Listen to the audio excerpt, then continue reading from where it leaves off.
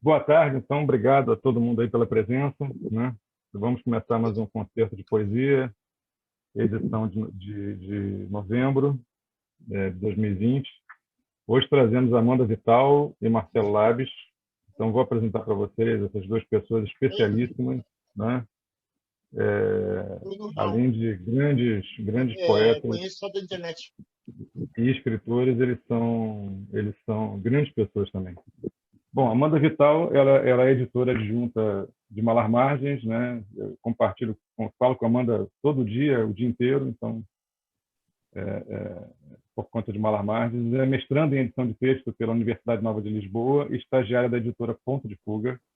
Ela é autora dos livros de poema Luz, editado pela Penalux em 2015, e Passagem, editado pela Patuá em 2018, e da plaquete Perspectiva, publicada pela revista Mirada, agora em 2020. Tem poemas e traduções em revistas, jornais e suplementos literários no Brasil e Portugal, além de publicações em antologias. Foi uma das curadoras da 4ª edição da coletânea Carnavalha-me, em 2020, e participou da revista, junto da revista Malar Margens, da organização do 9º Raias Poéticas, afluentes ibero-americanos de arte e pensamento, apoiado pela Câmara Municipal e pela Casa das Artes de Famalicão, em Portugal, com curadoria de Luiz Serguilha, de Marcelo Ariel, deste que vos fala. Está participando agora como curadora também, junto com Amócio Caselli, Abreu Paz, este que vos fala, né? Do Templo de Escritas, um evento também internacional, com mesas que reúne pessoas dos países da comunidade de países de língua portuguesa, né? E organizou e editou diversas antologias através do selo da revista Malar Margens. Marcelo Labes nasceu em Blumenau em 1984, é autor de Falações. Preparem-se para uma longa lista agora, porque o Marcelo tem uma produção assim, né? É fértil, ele é fértil na sua produção. Fértil e bom, né? Você não pega um livro dele que você olha assim e diz, poxa. Então, Marcelo Labes nasceu em Blumenau em 84, autor de Falações em 2008, Porque Sim Não é Resposta, em 2015, poesia. O Filho da Empregada, em 2016, poesia. Trapassa, pela 8,5, em 2016, também poemas. Participou da mostra Poesia Agora, na edição Carioca, em 2017. Publicou Enclave, o livro Enclave, pela editora Patuá, em 2018. O Poeta Periférico, edição do autor, em 2018. O romance Paraíso Paraguai, que eu mostro aqui para vocês agora. Não sei se vocês estão vendo. Eu vou dizer a vocês, é um dos melhores romances que eu já li na vida, Paraíso Paraguai, pela Caia Ponte Edições, em 2019, editora dele, inclusive, da qual ele editou. Poemas de Condomínio, em 2019, Antissonetos e Outras Formas, em 2019, os dois são edições do autor. E, por fim, Três Porcos, esse romance lançado em 2020, né? Um romance que eu já comecei a ler, muito interessante, está bem na mesma potência de Paraíso Paraguai. E agora, muito mais recentemente, Amor de Bispo, uma novela publicada também pela Caia Ponte, em 2021. Edita a revista O Poema do Poeta, onde ele faz um trabalho muito interessante de coletar com diversos autores os manuscritos dos poemas e posta lá para como se tivesse um material para crítica genética maravilhoso, né? E tem um blog de poemas muito bom, chamado Matemática Ligráfica Mentira. Acertei? Né? Então, com vocês, Amanda Vital e Marcelo Labes.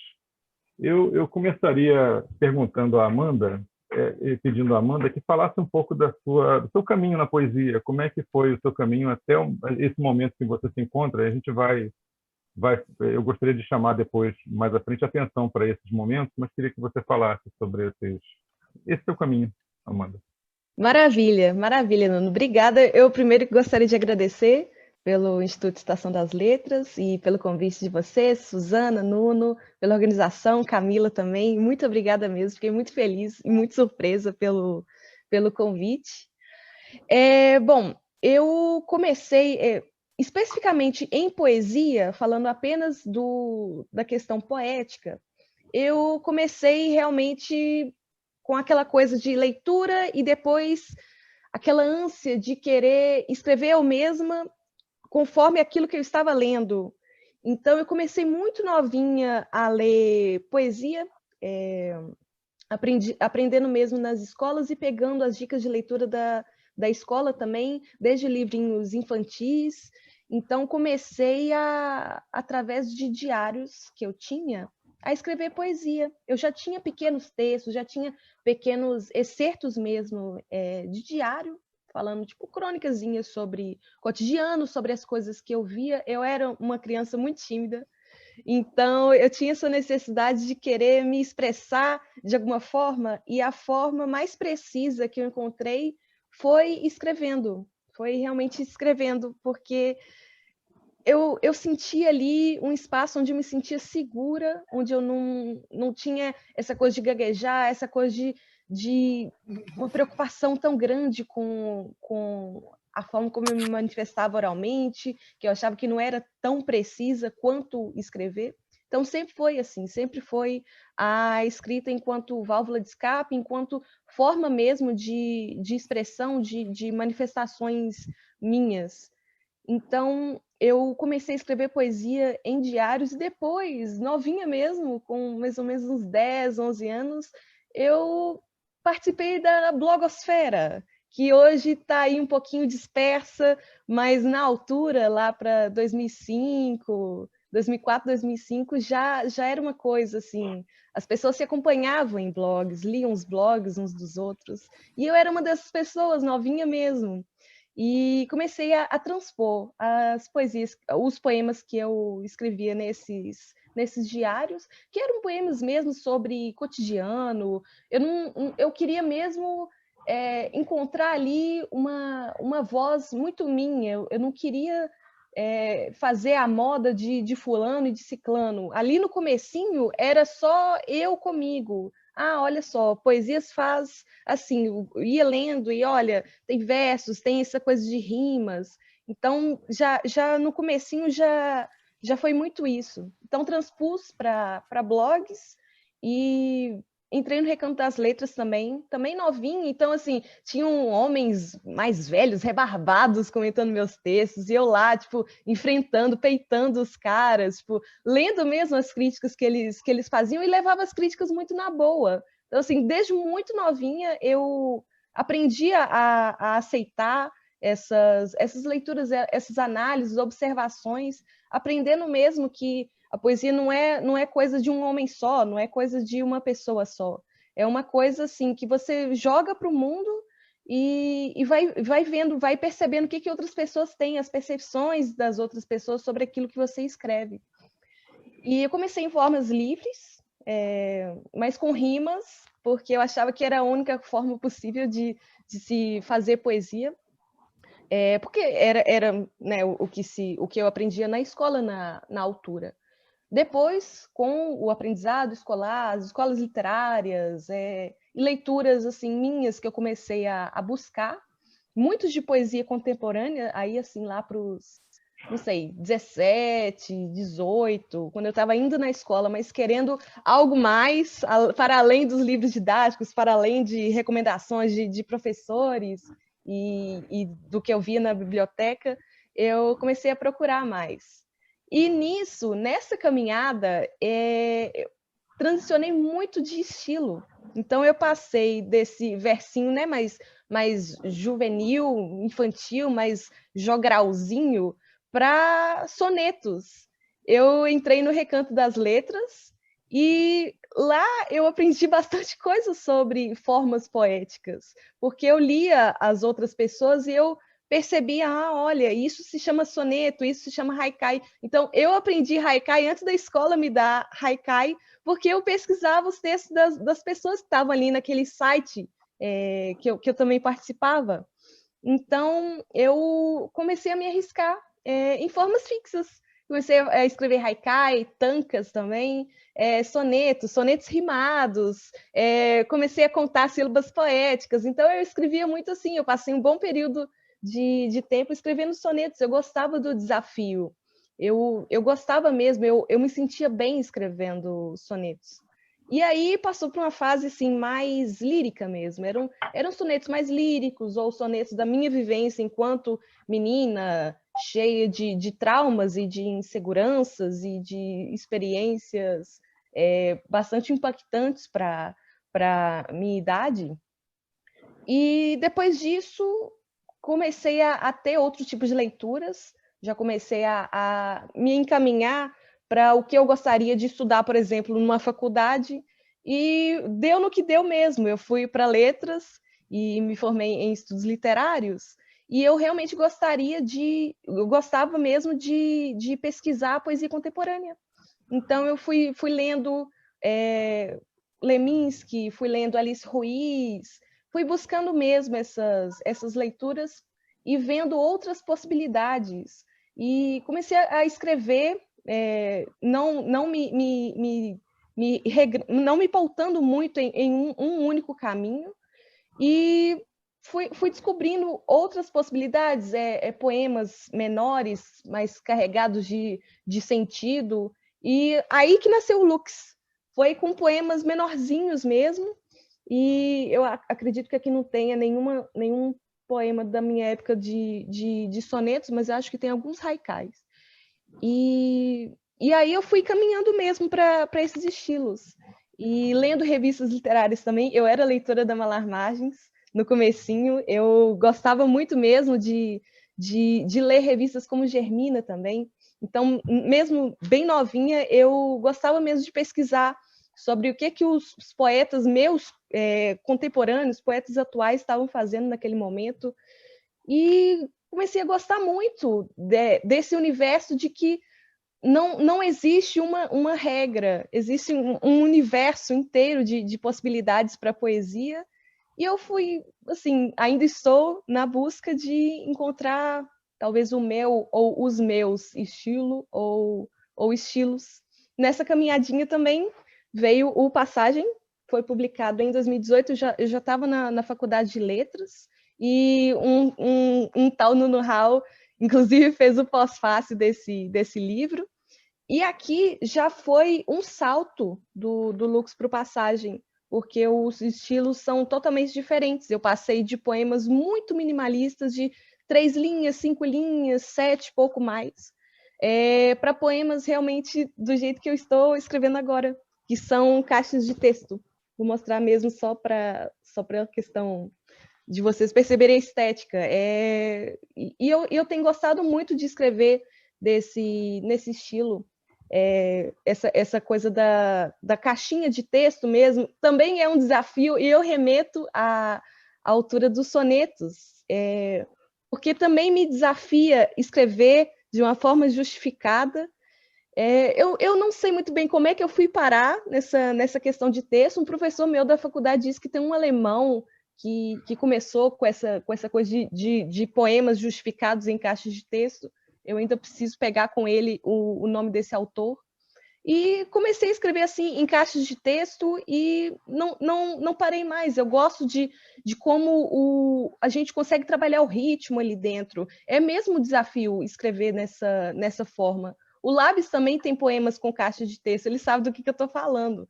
É mesmo um desafio. E não sei, foi uma forma que eu encontrei para mim e que eu gostei muito. E deu muito certo para mim, deu muito certo porque eu gostaria de passar, gostaria de escrever, de trabalhar mesmo dentro. E está sendo assim. Eu acredito que eu Eu estou ia pedir, num Amanda, caminho feliz, assim. eu ia pedir, Amanda, para você falar então um poema do Lux e 2 poemas do Passagens, né? Até para a gente sentir essa passagem, né? Entre Lux e Exatamente. Passagens, que existe um caminho, né? E vou só fazer uma observação que eu convidei você e o Marcelo justamente porque as poéticas de vocês dialogam muito, né? Vocês têm um diálogo assim de pesquisa, né? Da pesquisa da forma que é muito próximo. Então, por isso vocês estão, além de eu gostar muito do que vocês escrevem, é por isso que vocês estão aqui, né? Então, por favor. Eu concordo, eu concordo. E o conteúdo também dialoga bastante entre os meus poemas e os do Marcelo. Forma e conteúdo. Mas Sim. o Marcelo, assim, a gente tem que ler com um capacete na cabeça, senão a gente cria altos galos, entendeu? Eu sou muito fã do Marcelo, cara. Ó, eu vou ler. É um poema do Lux, dois de passagem, certo? Duas passagens.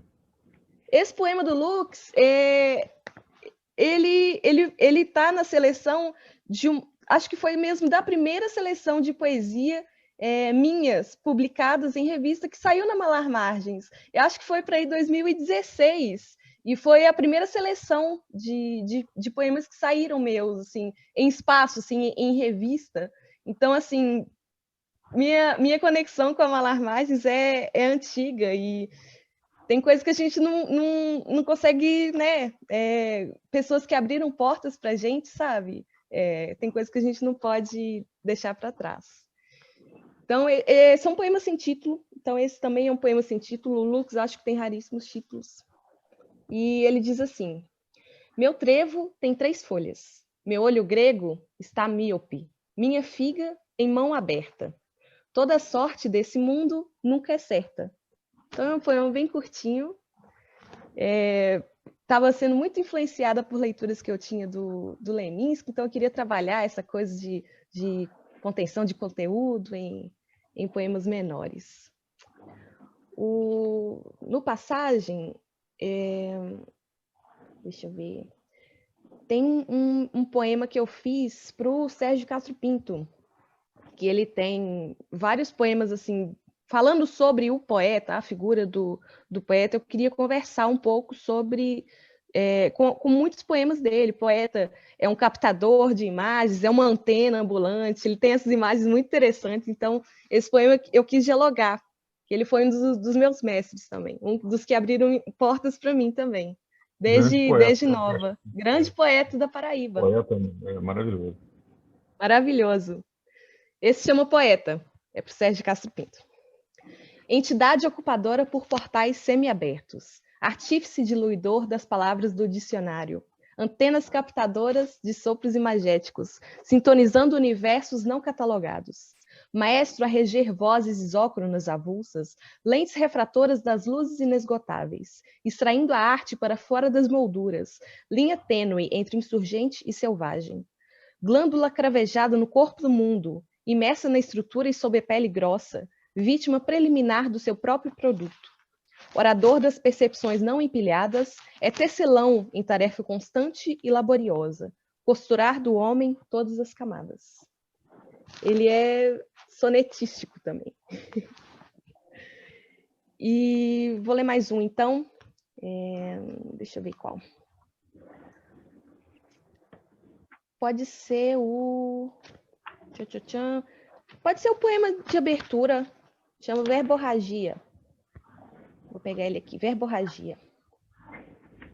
As palavras me engatam a garganta pelas úngulas, escalando paredes maçudas de vazio acumulado. Sinto o amargo dos farelos, as camadas raspadas, a saliva confinada nas grossas grades de afasia. Sinto cada gota desse sumo chorumoso e espesso, desgarrado à força na degeneração dos silêncios. Tento cobrir a boca, reprimir o ímpeto delinquente numa hipótese vã de fazer descerem os demônios. Chego a engolir, pressionar, empurrar, impelir sigilos. Mas as vozes correm em desespero entre meus dedos, explodindo faringe, laringe, mandíbula, cordas vocais. Fere a carne, coagula o verbo na arma que empunha. As palavras me sepultam a mudez pela insistência, arrebentando pontos repetidos de eternas suturas. Muito bom. Obrigado, Amanda. Maravilhoso. Obrigada, Nuno. Marcelo, eu queria que você... Mais ou menos a pergunta que eu fiz para a Amanda. No seu caso, tem um dado a mais, né? Um dado particular, melhor dizendo, que é essa sua relação com a prosa, né? Você é um caso raro, né, de um autor que tem a mesma potência na prosa e no poema, né? Você tem um domínio da narrativa nas várias camadas possíveis da narrativa, assim, desde o domínio do texto mesmo, o domínio do fio da história, o domínio da relação da sua história com a história. Assim, tem uma série de questões nos seus romances que são questões riquíssimas que precisam ser exploradas por quem lê. E os seus poemas, eles são contaminados por esse seu texto da prosa, assim como a sua prosa é contaminada pelos textos dos poemas. Então, eu queria que você contasse para a gente como é que foi o seu processo, né? Da mesma maneira que a Amanda relatou, assim, como é que foi o seu percurso, né? Até chegar a esse ponto de domínio que você tem. E no final, por favor, fale 3 poemas para a gente. Falo. Primeiro, boa tarde a todo mundo. Muito obrigado pelo convite. É um prazer dividir essa mesa com a Amanda Vital, que já é a nossa 3ª ou 4ª live juntos. A gente é brother de internet aí. E claro, conhecer todas e todos vocês, ainda que só pela fotinha. Tô morrendo de inveja de Mônica, porque onde ela tá tem vento. E tô morrendo de inveja desse vento. Pois então, eu escrevo desde moleque, né? Se cortar a minha internet, vocês me avisam, por favor? Tá bom, tá bom. Às vezes dá pane. Eu escrevo desde molequinho e depois eu entendi assim que era muito uma necessidade de falar, mas não só, né? Muito influenciado por música popular, pelo que meus pais ouviam, que era Tonico e Tinoco, Chitãozinho e Chororó, essas coisas, tinha os LPs. Eu tinha um tio Maneca, que não só apresentava ternos de reis, como também improvisava os versos, né? E acho que meu primeiro contato com poesia é esse, assim, é alguém me dizendo, não, dá pra, faz os versos assim, aí a gente tá capinando o quintal em casa, tio Maneca capinando, e eu do lado com uma enxadinha e tentando aprender como ele fazia aquilo, de improvisar verso, né? Mas daí a gente dá um salto imenso no tempo, e aí veio o meu retorno do Rio Grande do Sul. Eu fui morar no internato luterano. Eu sou de família luterana, de descendente, a parte de pai é de descendência alemã, e eu passei 3 anos nessa escola, nesse colégio interno, onde eu fiz o magistério. Era um colégio misto de meninos e meninas, que tinha uma biblioteca imensa e a gente tinha muito tempo livre. Então, 2 coisas eu conheci muito importantes na minha vida, né? Pelo bem ou pelo mal: a literatura, a sério, e o álcool, né? No internato. E aí, quando eu retorno do Rio Grande de volta a Blumenau, depois que eu me formo no 3º ano, eu não reconheço mais... eu tenho uma puta crise de identidade com isso. Então, eu não reconheço mais o meu sotaque. As pessoas não me reconhecem com o meu sotaque novo, que permanece, né? Eu falo como um porto-alegrense do Bonfim, por exemplo. Mas ninguém da minha família fala assim, né? Eu não reconheço a minha casa, a minha família, os meus amigos. Eu não reconheço mais nada, né? E aí, esse é um processo bem duro, o de retornar para casa depois do internato, porque eu preciso, já que eu habito aquele novo lugar, eu preciso reconhecer aquele novo lugar. E aí eu acho um meio de fazer isso, que é pela literatura, né? Blumenau tem uma tradição literária que remonta aí ao século XIX, né? É uma cidade de migração recente, de colonização recente, né? Antes ali habitava uma etnia indígena Xoclen, que é do grupo G, não é Guarani, portanto. E aí chegam os alemães em 1850 e as primeiras produções são em alemão, né? Tem até uma professora da UFRJ aposentada, Walburga Huber, que escreve sobre isso. O livro dela chama Saudade e Esperança, que era o conflito do imigrante naquele momento, né? Para além do genocídio Xoclen que ocorre, era o imigrante tentando se localizar, né? Entre a saudade de casa e a esperança dessa nova terra, da nova pátria e tal. E essa produção, ela é ceifada com o Estado Novo, e Vargas, né, com a proibição do idioma, da publicação de qualquer coisa em alemão e de se proibir falar alemão nas ruas, por exemplo. E aí, quando se volta a escrever, aí a gente já está falando de anos 60, se volta a escrever não, se volta a publicar em Blumenau, né, já surge a figura de Lindolf Bell daí, que é hoje o grande poeta daquele lugar, né, o Bell que ele é aí um modernista tardio, dá para dizer assim, mas eu analiso hoje a produção dele pela via da sociologia da literatura, que muito me interessa, né? O Bell sempre foi o cara que cantou o Vale do Itajaí e o Rio Itajaiaçu, que é o rio das enchentes famosas de Blumenau, né? E cantou o Teuto, né? Esse alemão migrado e a coisa toda. Mas ele foi o meu primeiro poeta de referência daquele lugar, é através dele que eu leio aquele lugar.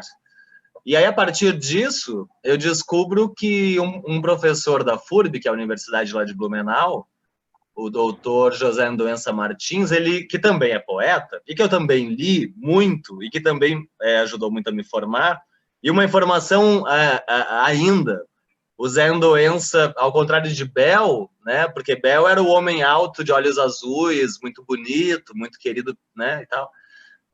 O Bell é baixinho e negro, numa cidade extremamente racista, né, e etnicamente muito, muito orgulhosa da sua origem, dá para dizer assim, ainda que isso também seja um pouco de folclore.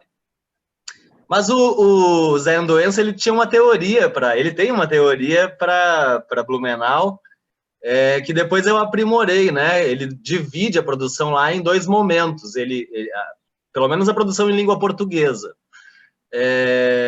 O que ele chama de Blumenauva, que é a produção do Bell e dos seus contemporâneos, que é exatamente essa coisa de o fanista de cantar aquele lugar, né? E depois a Now in Blue, que é um outro movimento, que daí seria o movimento dos... Como ele chama? Bom, eu vou lembrar. Que é a galera já do pós-modernismo, dá para dizer assim, que esculhamba aquele lugar daí, né? Através da sátira, da crítica, em poesia. E foi lendo tudo isso que eu me formei poeta. Claro que eu li o cânone, né, meu? Claro que eu li os franceses, claro que eu li Bandeira pra caramba, Vinícius pra caramba, Drummond pra caramba, Jorge de Lima e a coisa toda. Mas quando eu penso no que eu escrevo em relação ao meu lugar, eu penso muito nesses autores, né? Tanto no Bell, que dá para entender porque ele era ufanista naquele momento, mas isso é uma outra história. Mas ele também não era um babaca direitoide, assim, como depois se vai olhar para a obra dele, né? Mas foi lendo o Bell, o Zé Andoença Martins, o Denis Radins, Mauro Galvão, Marcelo Stael, Raquel Furtado, e toda a galera que escreveu nos 80 e nos 90, que eu penso... Viegas Fernandes da Costa, é um baita nome aí também. Eu li essas pessoas, eu conheci essas pessoas, eu também queria escrever, né? Eu queria fazer parte daquilo. E é daí que surgiu Falações, que é esse livro aqui, que é um livro... Falações não é à toa o nome, né? Ele é dividido em 4 partes, e é toda uma procura por uma voz, né? Também é um livro mais de procura do que de encontro de qualquer coisa. E, bom, aí depois disso, depois de publicar e do flop, que foi o Falações, né? Porque a gente pensa, vou lançar um livro e a galera vai ler meu livro, e sou poeta. Uau, né? Não, ninguém leu essa bagaça. Imprimi 1000 exemplares, metade eu perdi, porque sei lá onde é que foi parar. E a outra metade eu distribuí depois, e foi bem legal essa distribuição, assim, né? E aí depois eu volto a publicar em 2015, mas é quando eu volto a escrever a série também, porque daí eu tinha falado do álcool lá do internato, e aí em 2014 eu parei de beber. e até hoje eu sigo sóbrio. Isso se tornou muito importante na minha vida, né? Eu passei a ter muito tempo livre. Isso aqui que eu vou fazer com o tempo de depois do trabalho até a hora de dormir se não encher a cara? Eu vou ler e escrever, né? Eu acho que eu aproveito melhor. E aí, assim, eu escrevo Porque Assim Não É Resposta, que é um longo poema em prosa, eu gosto de chamá-lo assim.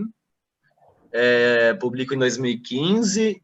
Em 2016 eu publico daí O Filho da Empregada, que eu também gosto de chamar de poema em prosa. E aí depois veio Trapaça, né, meu? Porque daí eu queria voltar pro poema em verso, né? E aí eu junto, assim, faço uma seleção do que eu havia publicado nos últimos 3 anos, encontro mais ou menos eixos para fazer um livro disso e publico pela 8,5 daí, né? Que é a minha... na real, eu que publiquei, a 8,5 me cobrou só para colocar ali o selo, porque foi o meu primeiro catarse para publicar um livro, e deu certo. Também 1.000 exemplares, esgotou já umas quantas vezes, mas aí volta e meia eu acho mais uns, e aí eu... não tá esgotado, tem mais ainda. Outro dia eu achei 10, me mandaram de volta de uma livraria, daí acabei vendendo um monte desse livro aí, João. O meu tá aqui, o meu tá aqui. Viu só? E ele ele tomou o pau de um crítico aí, do Sérgio Tavares, né? Eu mandei para ele lá da Nova Crítica, ele colocou como regular o meu livro lá Aí eu fiquei bem bravo com ele, assim, pensei, sabe nada do meu livro, sabe nada de poesia, quem é você, né? Mas depois eu entendi que sim, que o Trapaça, não é que ele é um livro medíocre, não é isso, mas ele é simples. Ele é um livro tem partes nele que muito me interessam, assim, hoje, que continuam me interessando muito, que são a parte 1, que é da metapoesia, né? Que são, a gente chama de poemas para poetas, né? Porque a quem mais interessa a feitura do poema, senão para os poetas. Mas tem a parte 3 também, que é a parte de memória, né? Que aí eu acho que a continuação do que acontece no Filho da Empregada, que é um livro de memória, e que eu vou aprofundar depois em outras coisas, né? Mas tá, aí esse aqui é o Trapaça.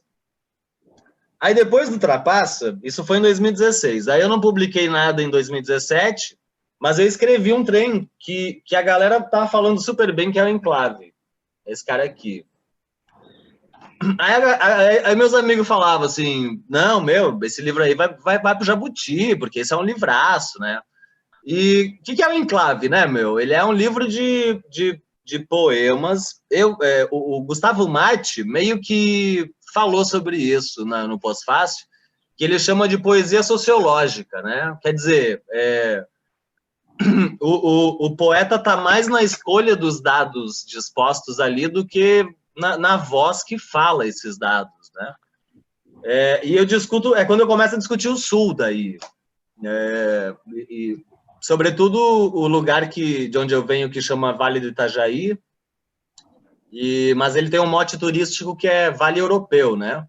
E aí eu estava também, eu tinha desistido já da faculdade de Ciências Sociais na última fase, e aí eu pensei, porra, não consegui entregar um TCC, mas eu vou entregar um outro negócio para esses caras se incomodar, então. E aí eu escrevi o Enclave meio que como uma dissertação, né?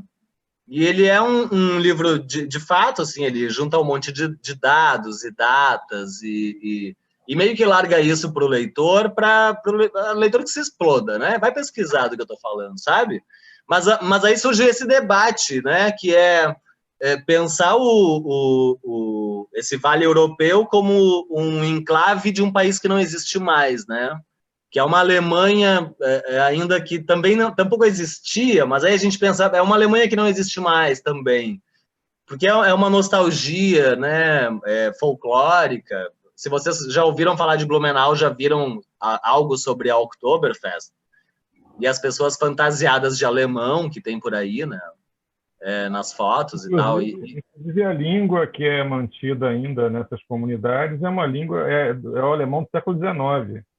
Não é o alemão contemporâneo. Não, isso é muito característico de alguns lugares de Santa Catarina e do Paraná, porque no Rio Grande do Sul, meio que se manteve, também, né, em alguns lugares do Rio Grande do Sul, meio que se manteve o contato com a Alemanha, né, contemporânea. Se foi mantendo esse contato, né? Blumenau meio que perdeu esse contato e criou a sua própria Alemanha de origem, um país imaginário, né? Cristalizou esse alemão Cristalizou do uma século ideia. XIX, e a língua também, né? A plataforma da língua. Há palavras que não são mais faladas. Eu tenho amigos que são dessa região e vão para a Alemanha e falam palavras que lá, essa palavra não usamos mais. E todos os neologismos também, porque o alemão, né? Enfim. Mas daí o Enclave, aí ele ficou famoso que ele foi finalista do Jabuti. Foi. As pessoas estavam certas, ele ia chamar atenção pelo tema dele.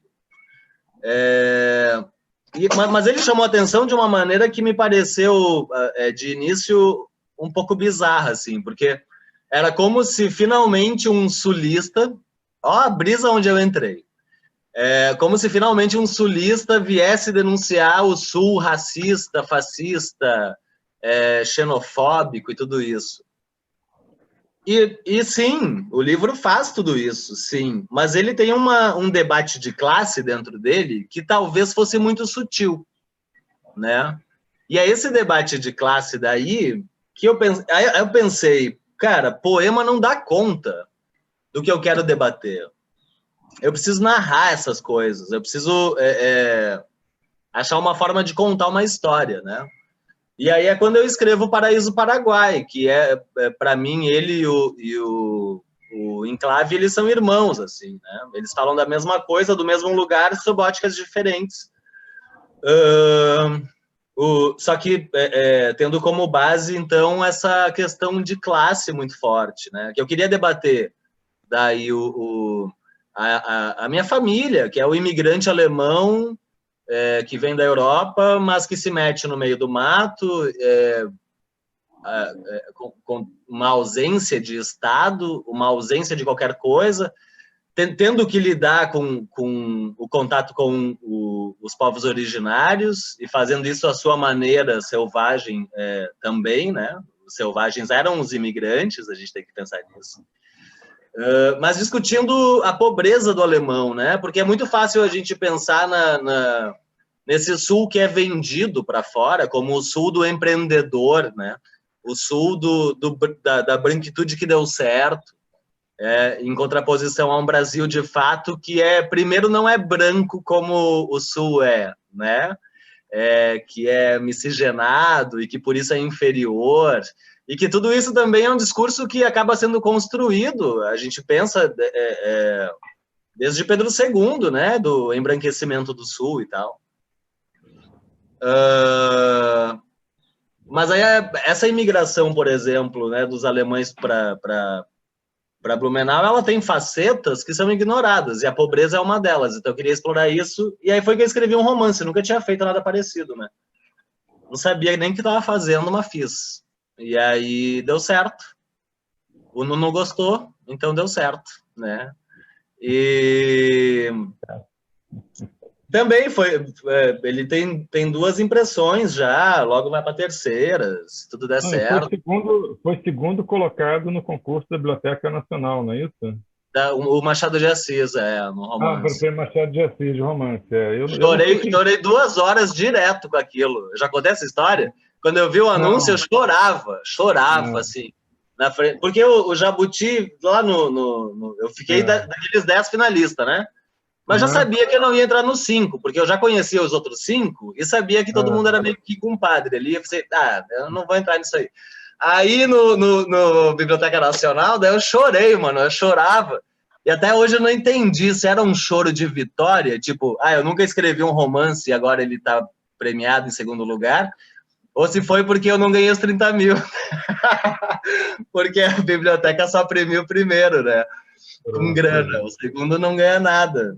Nenhum certificado. Eu não sei quem ganhou o primeiro, não comento agora não, mas o seu deve ser melhor. Não, gente, Paraíso Paraguai... Acabou. Paraíso Paraguai é um livro... Eu sou garoto propaganda desse romance, porque é uma das coisas melhores que eu já li na vida. Mas vamos em frente. Muito obrigado. E tá, mas daí agora não sei para onde que eu vou, mas enfim, aí eu continuei. Tava na coisa da narrativa. Como é que você comunica? Porque para mim tem um vaso comunicante aí forte entre prosa e poesia. E aí você fala 3 poemas que mostram essa relação. Mas eu quero falar dos projetinhos, rapidinho.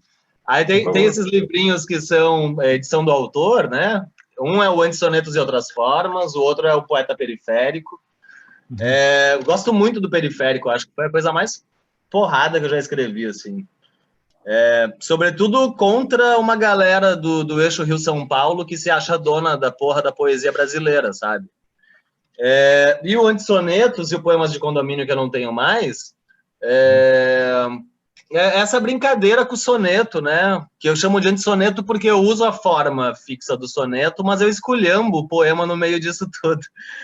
Tipo, não são sonetos, quando a pessoa lê, ou quando eu falo esses poemas, dá para ver que não são, né?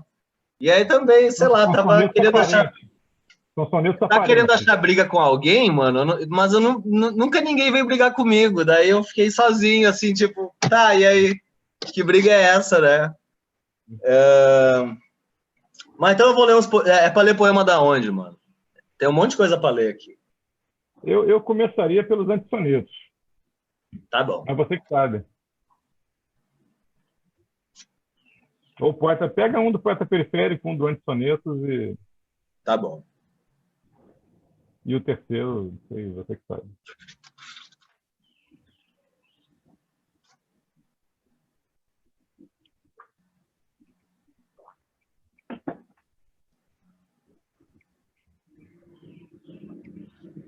Porra, eu tinha escolhido outros poemas, não escolhi daqui, agora eu tô passando vergonha. Tá, vou ler aqui, achei. Esse é um antissoneto, ó. Ou coisa que o valha. Morrer é uma forma de chantagem. Dinheiro causa, mas não cura câncer. O vale é mais profundo do que antes. Amor é quando as crenças são somadas. Há muitas portas por onde sair, muitas razões para não voltar. Os ratos se orientam pelos cantos. Os raios miram antes nas crianças. Perder é acostumar-se ao desencontro. Herança são marcas que não se lavam. Ferir-se vale mais que a cicatriz. Poemas são afetos que cantamos. Mais fácil que cair é atirar-se. Morrer é uma forma de dormir.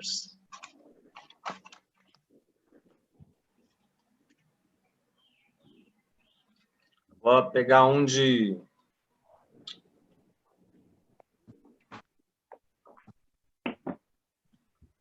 Então, eu escrevi o Periférico depois que eu voltei de um rolê em São Paulo. Aí a galera... mó... Dona da poesia brasileira, né? Eu pensei, vão se fuder. Vocês não sabem nada, mano. O que tá acontecendo aí? O Brasil é grande, né? O Brasil é enorme. Uhum. É isso aí. Aqui é só um pedaço. O poeta periférico, estranha figura cicatrizada nos rincões do país, ainda deslumbra-se com a paisagem paulistana, com os acidentes geográficos cariocas. Mas bah, eles dizem, querendo dizer oxi, eles dizem, querendo dizer arre, eles dizem, querendo dizer ave César. Entretanto, o poema desvanece. Procuramos emprego, qualquer emprego. Procuramos ocupação, procuramos espaço. Oi! Qualquer espaço. Procuramos ajuda para fazer vazar a produção literária desse nosso hemisfério. Mistérios à parte, os poetas periféricos procuramos emprego. Aceitamos, inclusive, servir café aos poetas. Estes sim, poetas. Estes sim.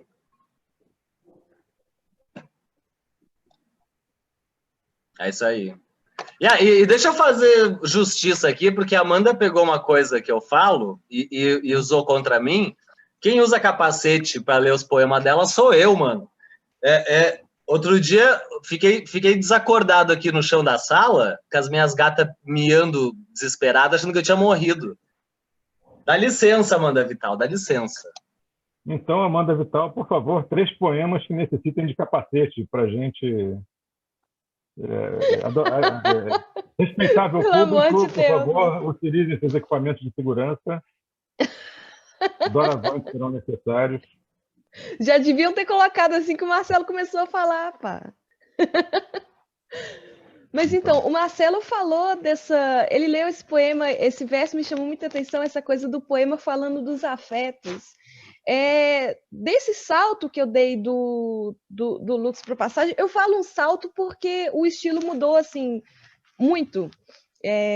Em qualidade, vocês é que têm que falar, mas eu falo em questão de forma, assim, de maturidade de olhar o mundo, porque eu passei por um bocado de coisas em um período muito curto de tempo que me fizeram realmente ter esse olhar um pouco mais de mãe e de vó sobre o mundo. E a minha mãe, que está aqui na sala, ela me conta muitas histórias da minha família, coisas dos meus avós.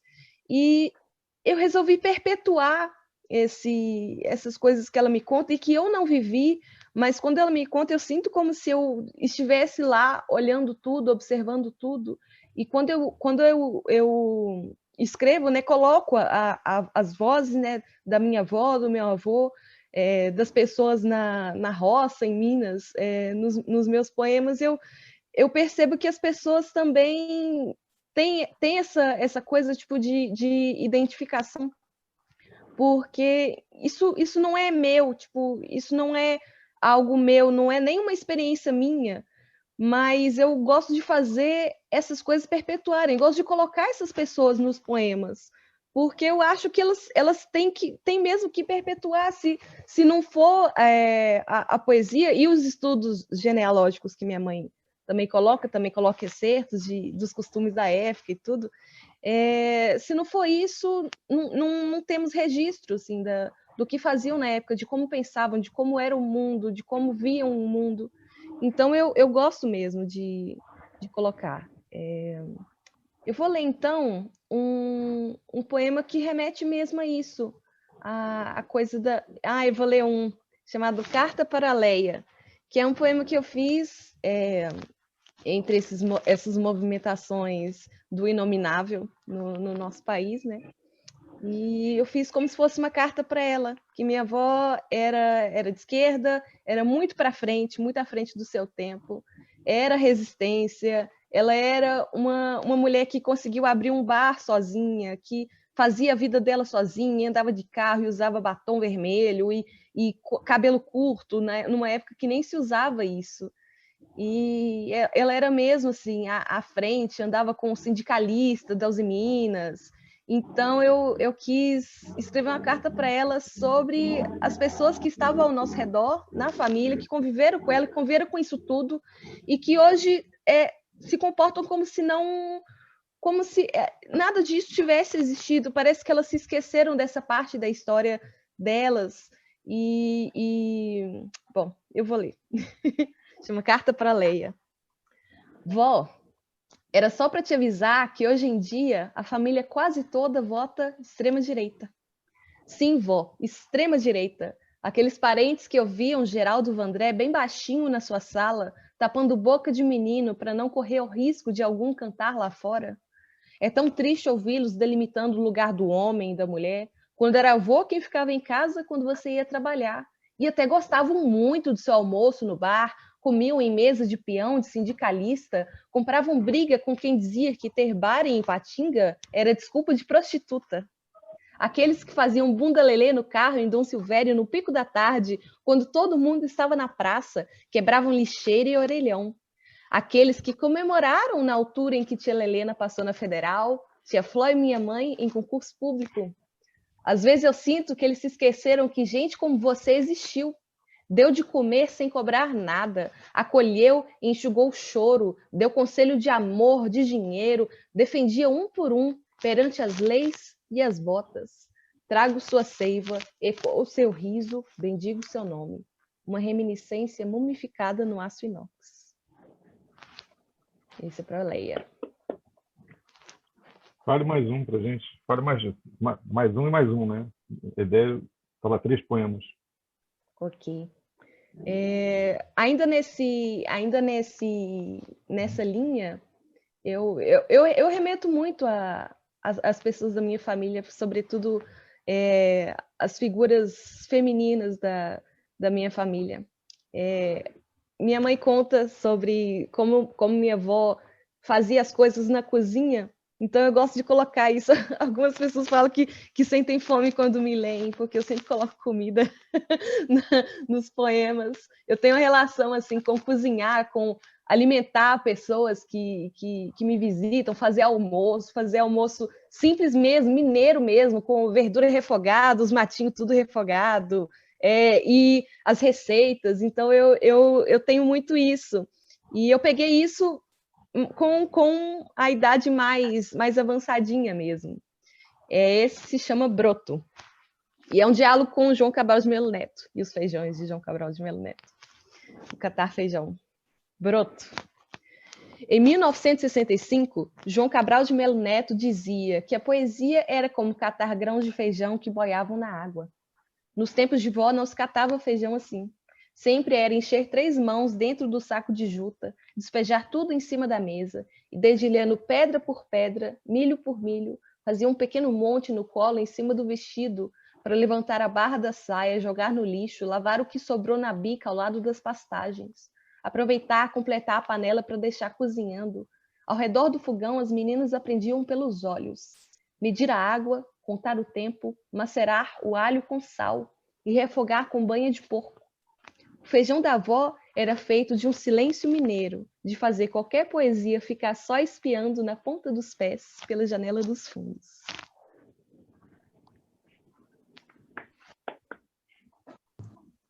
Mais um, né?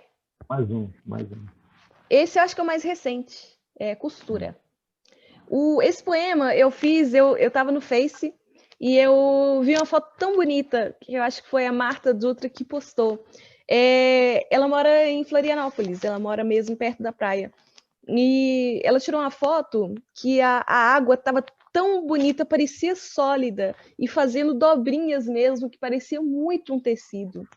Então eu escrevi esse poema sobre essa foto da Marta. Eu preciso recuperar essa foto para poder fazer esse diálogo, porque assim foi instantâneo assim. Esse se chama Costura. Mãe, hoje eu vi o mar. Parecia um lençol de seda que a avó abanava, e quando estendia sobre a cama, sempre ficavam algumas preguinhas. Ela precisava puxar com cuidado, deixando liso sobre o colchão. A maré também evita preguinhas por cima da areia. O mar é um bocado de avó perfeccionista, de gênio instável, a estender um imenso tecido infinito para cozê-lo. O mar, afinal, é uma avó abanando as águas, em viscose azul, em tafetá turquesa, em seda verde, espetando barcos em pequenas almofadas de areia, um ventilador atrás da nuca, a assoprar suas ondas, os pés no pedal, os pés nos pedalinhos, 2 mãos deslizando numa bancada de granito, a desfazer-se entre os dedos, uma fita métrica anil no horizonte. Mãe, hoje eu vi o mar e meus cabelos têm retalhos. É isso. Muito bom, Amanda. Muito bom. Obrigada.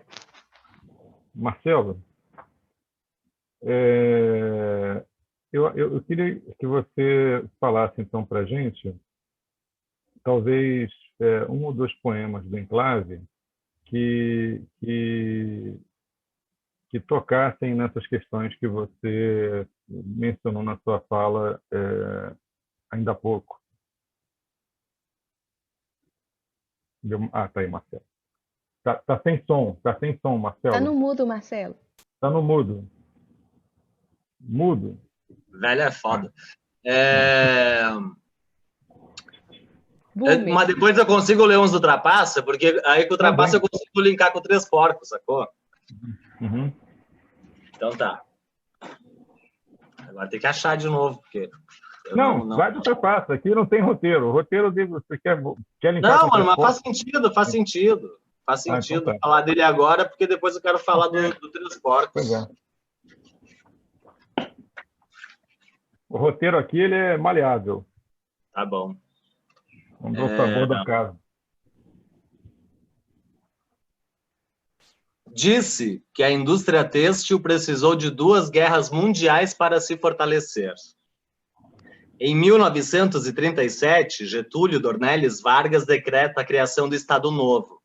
Mas isso é um poema, não é uma aula de história. Em 1942, o Brasil declara guerra ao Eixo. Em maio de 1964, a cidade marcha em apoio ao golpe civil-militar de generais que já haviam experimentado os melhores artefatos de cama, mesa e banho.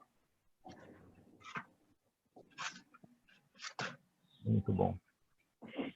E aí tem um que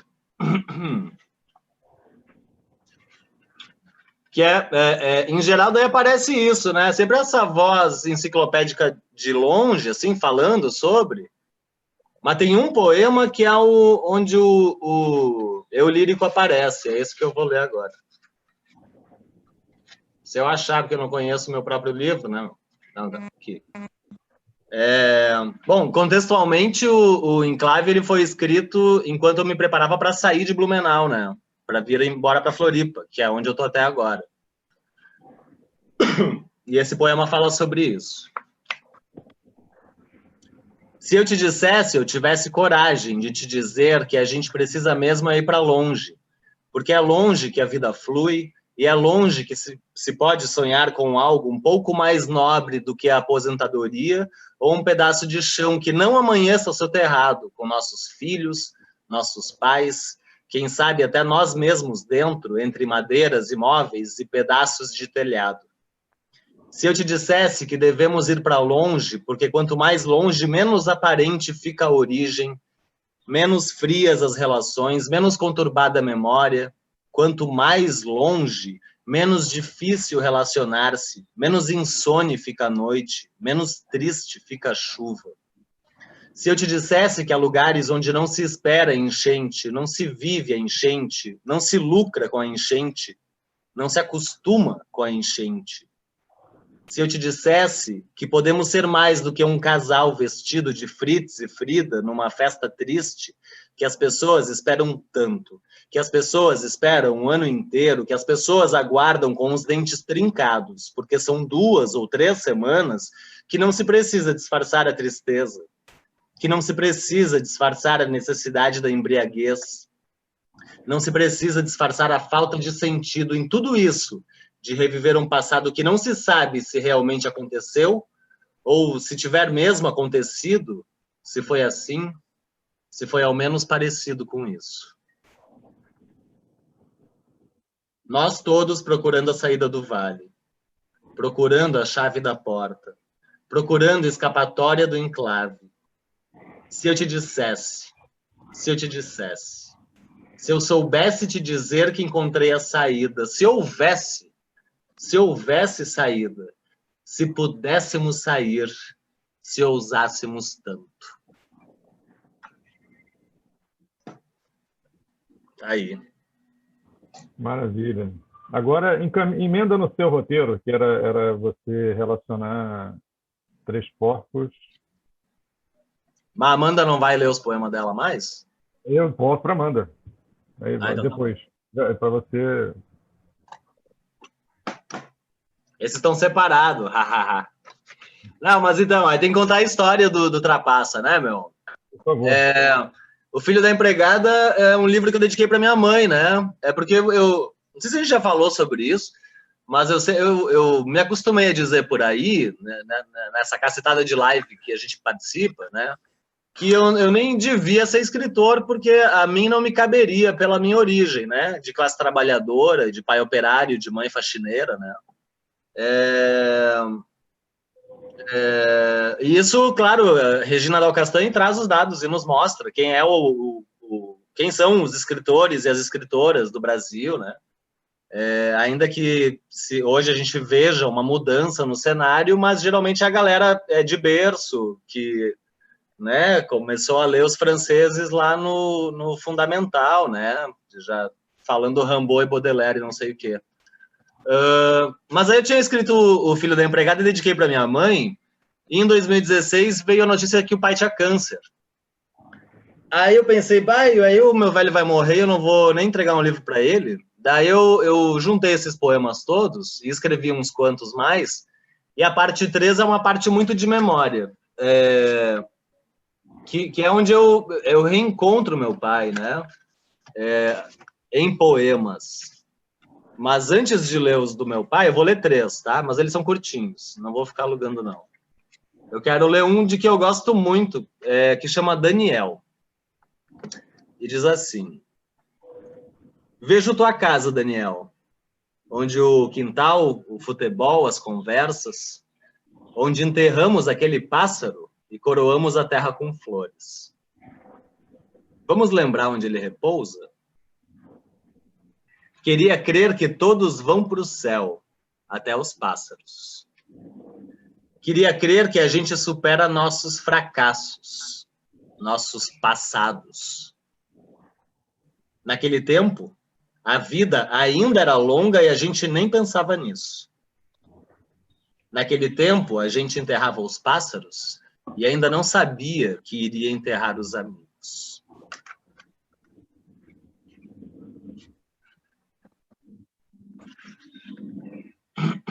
E aí, 2 poemas que eu fiz pensando no meu velho. Um chama 1994. Um abraço de pai como quem diz meu filho, mas não diz. Dialeto que se encerra em si mesmo. Tenho vontade de dizer que vai dar tudo certo, mãe. Não poderei nunca ser pai, eu tão órfão de mim mesmo. Faz dezembro, faz verão, mas é como se não fosse. E por fim, o manual de instruções. Se meu pai tivesse mostrado o manual de instruções de como agir nas situações difíceis, de como se despedir sem rasgar-se, de como juntar os pedaços e comemorar aniversários, então poderia culpar alguém por ter me ensinado tudo errado. É isso aí.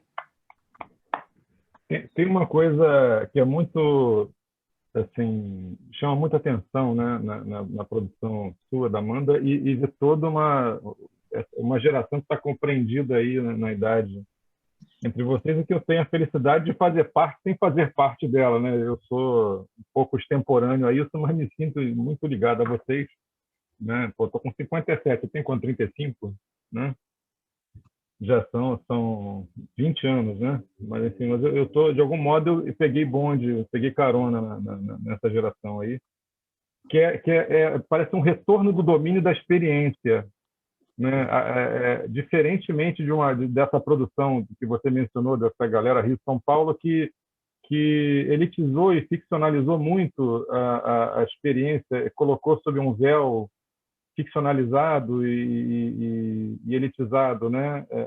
E agora essa experiência ela entra em cena de uma maneira muito potente, muito bruta, muito, né? Quando a gente fala, não, vamos botar o capacete e tal, é por isso, porque a gente está dentro o poema, ele é um boxeador que está com a gente no ringue, assim, a gente tem que se esquivar do poema eventualmente, né?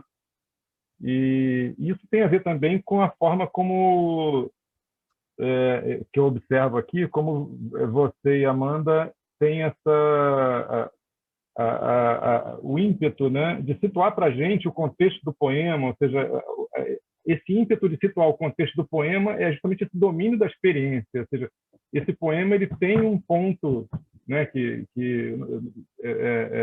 aquele ponto que apunhala, né, e esse ponto que apunhala tem um entorno, e você não, o entorno do punhal é esse aqui, gente, né? E para a gente é interessante saber, ou seja, quer dizer,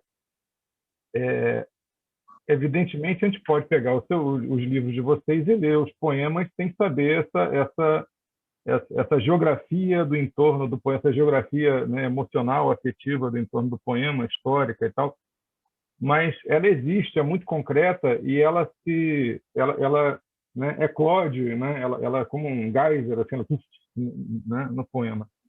Então, eu entendo todas essas falas suas e de Amanda como essa necessidade do poeta, da poeta de situar, né? Olha, isso aqui é tem este peso, né, biográfico, emocional, afetivo, etc., que está aqui sedimentado, né? Aí, passando para Amanda agora, eu queria que você, então, nessa mesma vibe, você lesse, falasse para a gente 3 poemas que tenham continuem, né, na verdade, né, os que você falou que agora já tem esse desdobramento, Amanda, que continuassem esse desdobramento da presença do evento, né, da vida na sua matéria mais bruta. Isso que o Marcelo fala sobre memória também tem me permeado bastante. Parece que quanto mais a gente vai envelhecendo, mais a gente vai voltando para o passado, e algumas coisas que não chamaram atenção na gente antes, hoje chamam muito. Amanda, não fale em envelhecer aos 25 anos, por favor. Menos. Menos. Mas eu tenho 25, mas eu me sinto velha, cara. Não é nessa questão ai, porque a vida é essa coisa de desgaste. Eu tenho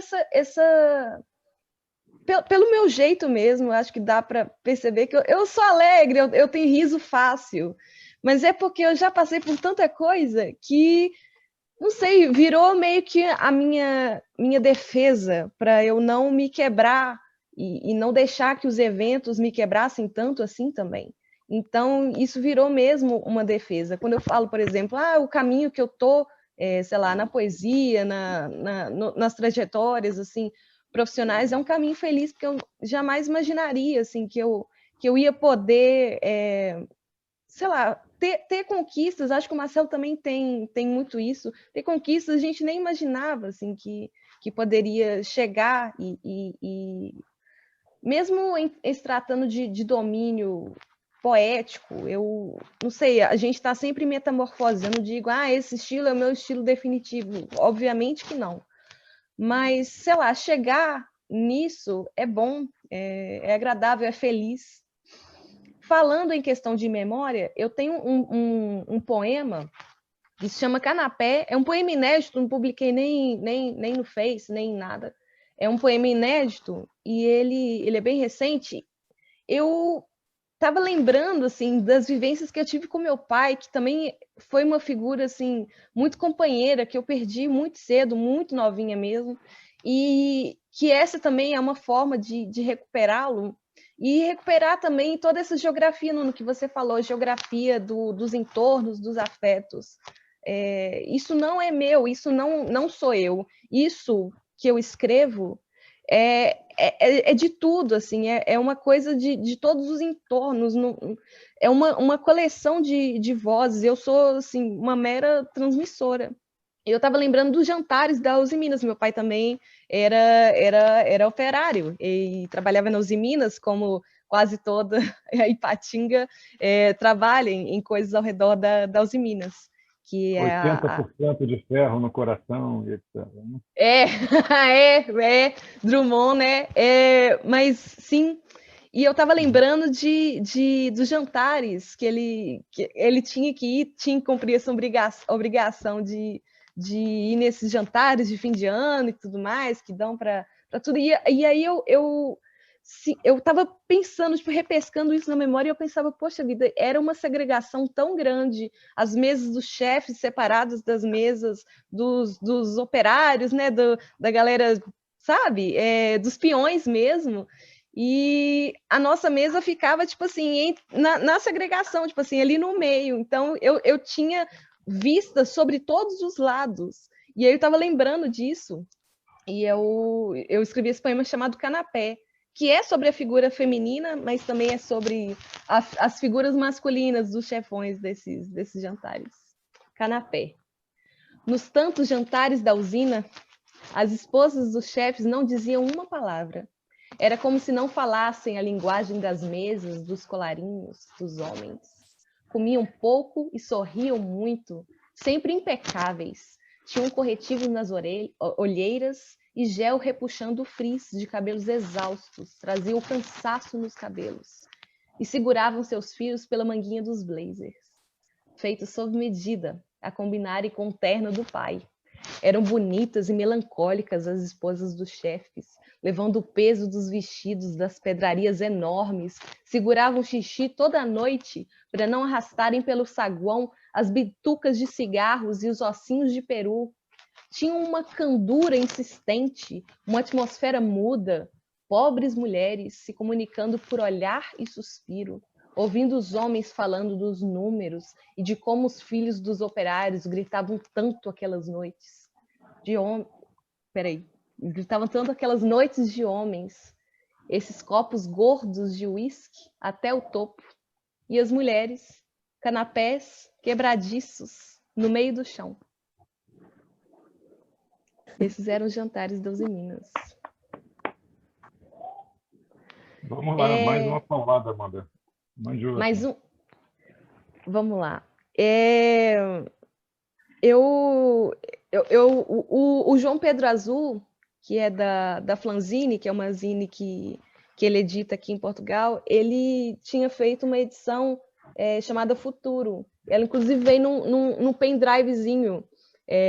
Não é uma edição tipo de livro, né? Não é uma edição impressa, ela vem num pendrive, aí é todo um material lindo, audiovisual e tudo. Então, eu fiquei pensando nesse tema futuro para mandar para a Zine, e eu quis repescar também da memória e idealizar como seria uma cidade. Eu mentalizei Ipatinga, mas eu acho que caberia qualquer cidade, porque não tem uma coisa muito específica aqui. Uma cidade tipo num pós-apocalipse, num pós-guerra, e sempre repuxando coisas do passado. Então eu pensei numa Ipatinga minha e numa Ipatinga da minha mãe, que foi muito nova para lá também. E esse se chama Sedimento. Buscar na minha cidade já desabitada em que cemitério enterrei minha força. Buscar com o detector de metais à mão a apitar em negativo. Perdi as contas de quantas camadas verteram acima da biologia original, antes de sumirem os jogos de amarelinha, pintados de azul e branco, no meio da rua, os pares de tênis atirados pelos fios telefônicos e as aroeiras sobre as calçadas, que há muito nem dão sombra, nem levam com mijo dos cães. Minha cidade já inodora, insípida, não faz mais queijos que se comam com rosca. Minha cidade tão inaudível, afônica e ressonante. Espanto é haver vento ainda suspendendo o pó. Minha cidade sem velhos que nos furem a bola, sem os meninos que com esforço mais risível encontrem força, meio a espólios ou escombros.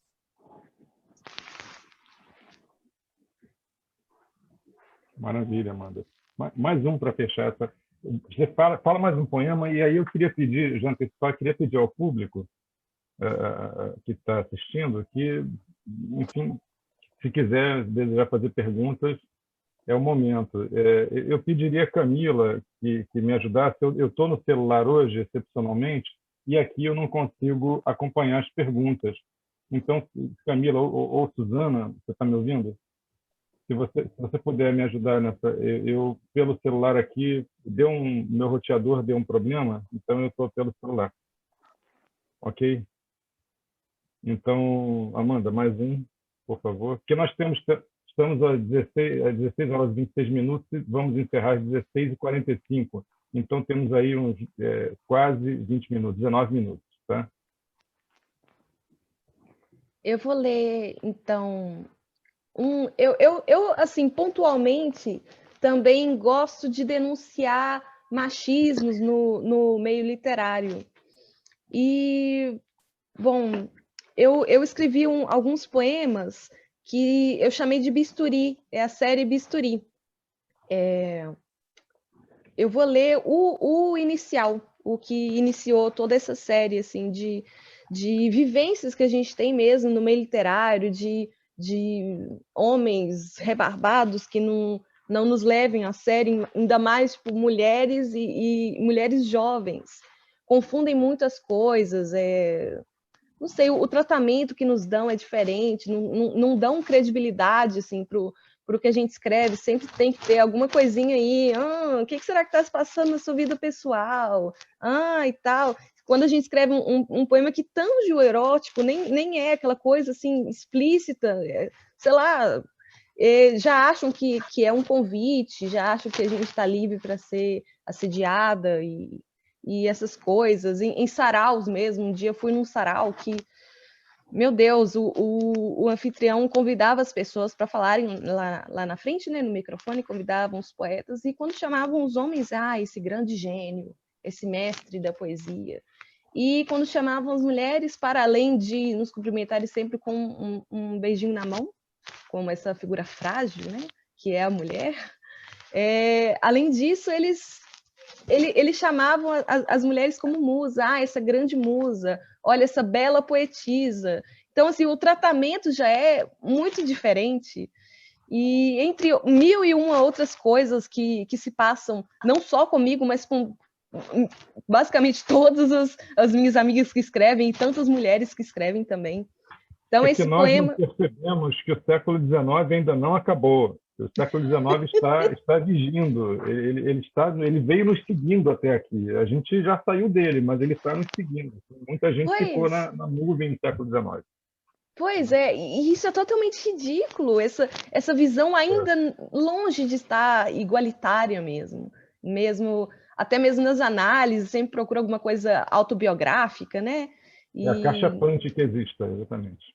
Exatamente. Então, esse poema eu escrevi respondendo a tudo isso, e tão farta de ouvir mulheres no meu Facebook reclamando disso, e é bizarro, e é totalmente ridícula essa situação. Então eu escrevi o Bisturi. Bisturi. Eu não quero saber desses afetos da palavra. Leia minha poesia, me olhe nos olhos e diga se é boa ou má. Não me toque pelos ombros, não me imagine despida, não tome meu partido em rixas, mas me leia como lê os seus comparsas, com o mesmo cuidado e fundura, talvez calma. Sobretudo me leia como quem busca os óculos para examinar um corpo. Me leia com as mãos cobertas de álcool em gel. Eu não quero saber desses afetos do lado de fora da palavra. Atrás da porta, tudo é ruído e espera. Se quer me ler, leia como alguém que não goste tanto de mim. Muito forte, Amanda, muito bom. Perfeito. Muito obrigada. Obrigada, Nuno. Obrigada. Então, temos perguntas, gente? Temos questões? Deixa eu falar um negócio. Posso falar? Por favor, Marcelo. Vamos lá. Rapidinho. Primeiro que eu tenho um poema sobre mesa. Essas mesas aí então... do Enclave. E olha que a gente é muito compadre, mano, sério. Diz assim, ó. O fantasma do cientista caminha descalço sobre os escombros de 2008. Dona Nequinha acorda cedo todos os dias para limpar casa, limpar prédio, lavar latrina. Enquanto jovens bem alimentados mijam-se pelos cantos dançando uma marchinha, os funcionários da maior festa alemã da América Latina jantam no refeitório. Os da limpeza em mesas separadas. É isso. Mas esse compadrio que eu tenho com a Amanda, ele culmina no Três Porcos, né? Que é um livro, deixa eu mostrar aqui, que não chegou em Portugal ainda. Portugal nunca foi tão longe, mas ele é dedicado a ela. Está na casa da minha mãe. Porque ele surge por conta de um poema de Amanda, né? Mas essa é uma longa história e triste, a gente não precisa contar. O que eu queria dizer é que... por que eu li os poemas aqueles lá do Trapaça, os que falavam do meu pai, né? Porque embora o Paraíso Paraguai seja uma saga sobre imigração e sobre inclusive a participação de recém-migrantes na tal da Guerra do Paraguai, né, que ocorre, que a gente aqui nem se dá conta, às vezes, que ocorreu. Aqui, pode ser aqui no Sul ou aqui no Brasil, né? A gente esquece que houve esse conflito. Um dia uma leitora me chamou para conversar e disse que ele era, na verdade, um livro que falava sobre a fragilidade do homem, né? Eu pensei, mas que diabo? Não é, mano. É sobre imigração, é sobre um monte de outra coisa, não é sobre... Mas aí ela pontuou isso, que os homens, todos os personagens homens eram muito frágeis, eles eram quase não homens, né? Claro, em relação ao homem ideal que a gente supõe que o homem seja o homem hétero, ativo, não sei o quê. Mas daí disso, eu comecei a escrever o Três Porcos, que é numa total outra linha de escrita e de narrativa, porque é em primeira pessoa e tal, que é um livro sobre pedofilia e vingança, né? E numa total outra pegada, assim, e onde eu acho surge mais poesia do que surge dentro do Paraíso Paraguai, né? São 2 romances, mas eu, enquanto escrevo, eu nunca esqueço que eu sou poeta, né? Então, eu penso, já que onde que eu vou poder brincar com as palavras aqui para isso ficar mais bonito, né? Ou mais terrível, ou mais, né, caloroso, ou mais frio, não sei. E aí, já fazendo você manipula mesmo. Você pega o leitor e vai fazendo assim com o leitor ao longo da narrativa. Isso aqui, na boa, é maldade. Daí, deixa eu fazer 2 propagandas aí, rapidinho. A primeira é que esses livros, os meus romances e um monte de outros livros estão à venda no site da Caia Ponte. E eu sou aquele tipo de retardado que acha que dá para viver de literatura, né? Então eu vendo livros para pagar as continhas. Essa é a minha ocupação oficial, assim. E ao mesmo tempo eu tô com um Catarse aberto para publicar uma novela que chama Amor de Bicho, e que não sei se é uma novela ou se é também um longo poema em prosa, sobre uma paixão de quarentena aí que deu tudo errado, mas saiu o texto da paixão de quarentena, e é o primeiro texto... Não é, porque no Três Porcos eu já faço isso, né? Ainda que de outra forma. Mas eu escrevi um texto putanhesco, né, cara? Escrevi um literatura erótica, não sei o quê. Ao mesmo tempo que não, né? Uma história de despedida, né? De um encontro que se cumpre, mas que tem um fim estabelecido e tal. Aí, se vocês me permitirem, depois eu coloco os links aqui no chat para darem uma olhadinha. Me tira só uma dúvida, Marcelo. O Poemas de Condomínio, você chamou... Eu lembro, eu achei muito curioso na época essa relação um pouco mascate. Eu achei... Isso é bonito, eu acho bonito. Não só não é uma crítica, como é um elogio. Eu vi na sua publicação no Facebook, olha, eu preciso pagar o condomínio. Estou lançando um livro aqui, e aí é o Poemas de Condomínio. O nome, esse, por acaso, eu acabei infelizmente, não comprei ainda. Se ainda tiver, eu vou querer. O nome é por causa disso? Ou claro. Não é por causa disso, tá?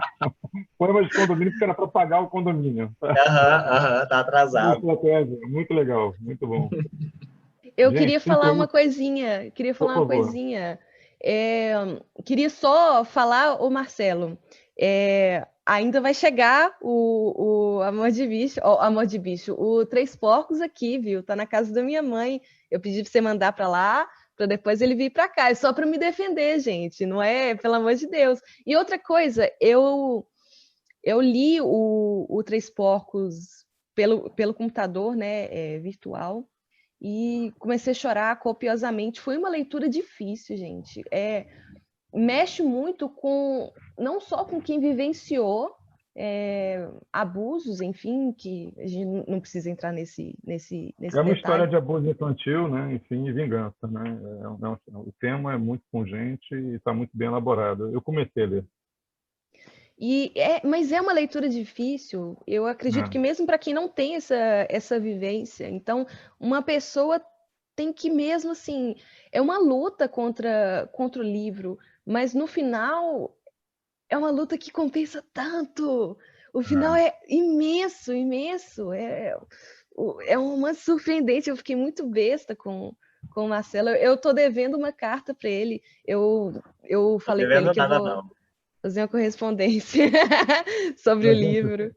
sem querer interromper, mais interrompendo, eu vi que tem uma pergunta do Rafael. Camila, você podia falar para a gente? Tem uma pergunta eu só vi essa. Se tiver mais alguma...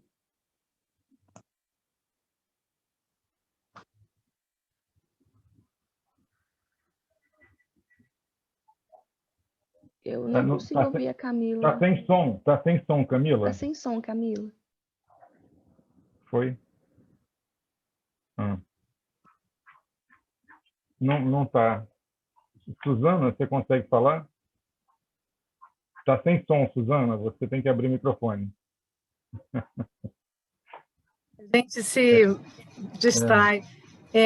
O que você queria sobre a pergunta? Qual é? Tem uma pergunta do Rafael, acho que é de Rafael. Rafael, Velhos, comentou sobre pandemia e me veio uma pergunta. Como ficou o processo de escrita e criativo de vocês na pandemia? Que bela pergunta, Rafael. Bela pergunta isso.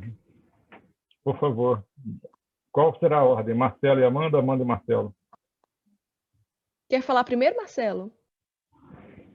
Posso eu? Você, Amanda. Você, vai, Amanda. Então, pessoal, durante a pandemia, Nuno sabe, a gente se envolveu com 2 eventos. Desde junho, a gente está envolvido em um evento atrás do outro, em um projeto atrás do outro. E minha atenção, minha força, minha atenção, minha produtividade ficou muito centrada nesses eventos que eu adoro fazer. Eu descobri que eu adoro muito mesmo fazer, participar dessas organizações então ficou muito isso, mas eu escrevi alguns poemas esporadicamente, só que meu tempo ficou bastante corridinho justamente por causa disso, essa coisa de transitar entre edição, escrita, organização de evento, uma pessoa... Eu não sei como é que funciona com vocês, mas uma pessoa fica meio perdida nessas esferas, assim. Pô, se eu estou muito investida, sei lá, em edição, em procurar fazer aquele texto parecer o melhor possível para o autor, eu fico muito focada nisso. E às vezes, Nuno também sabe, a gente acaba até esquecendo da nossa própria poesia, da nossa própria produção, Marcelo também, enquanto editor. Então, fica muito assim. Mas eu escrevi poemas mais esporadicamente. Mas foi basicamente isso. Marcelo.